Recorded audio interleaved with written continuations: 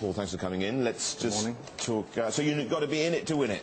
I think so. I think, we've seen a nice rally since Monday. And, I'm keeping quite a calm head throughout this crisis. I think the last time I was here, we were talking about the prospect of a double dip. Yeah. It was over a year ago. It didn't happen. I think what I'm focusing on at the moment is instead of downside risk, there's upside risk. Because if you're not in the market, potentially you're going to miss that upside. So, I'm keeping quite a cool head. We're not panic selling. We're holding on to our positions. I'm still picking up some good opportunities. In particular, I still like the US. Yeah. The US is still the main global driver of growth. So, although the growth has been quite slow there, it is gradually growing. So, right. I would just concentrate a little bit on the markets here, particularly in Hong Kong, and many people have talked about there being a short squeeze. Are we seeing that now, do you think?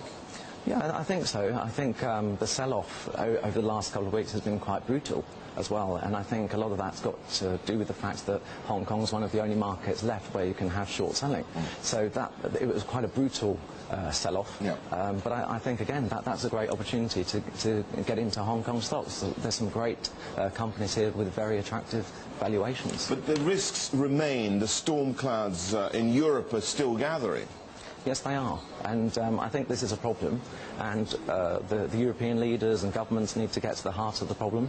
We need to have clarity, first of all, what is the exposure by the different banks, the German banks, the French banks.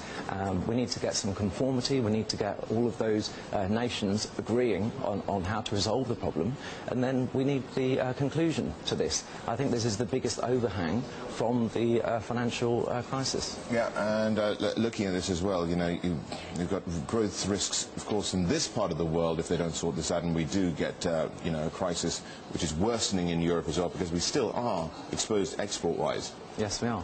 And, I think China is, if it wasn't for China and India, from the last crisis, I think we would still be be in a lot worse position.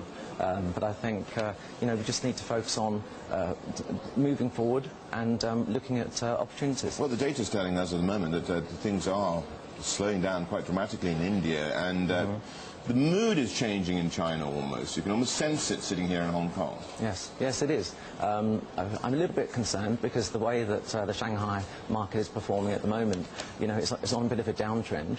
And the last time that happened, we had the emergence of the crisis. So I'm a little bit concerned about that. But I'm not overly concerned with some of the bigger problems which some people bring up in China, such as the NPLs, because I think bad debts you're talking about, non-performing loans. I think they can be contained within China, and the government has enough cash that they can sweep up the mess.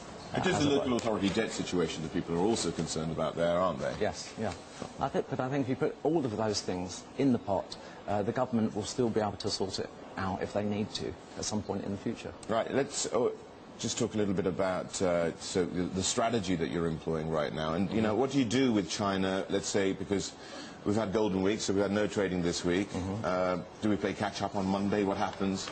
Yeah, I think so. I'll be looking for some more opportunities. At EFG, all of our client relationship officers, we attend to our clients on an individual basis. So it really depends on the investor, their risk profile, their time horizon. But I'll definitely be picking up some more China assets. And I still like gold. I still think gold is a pretty good buy, but at this level, probably not.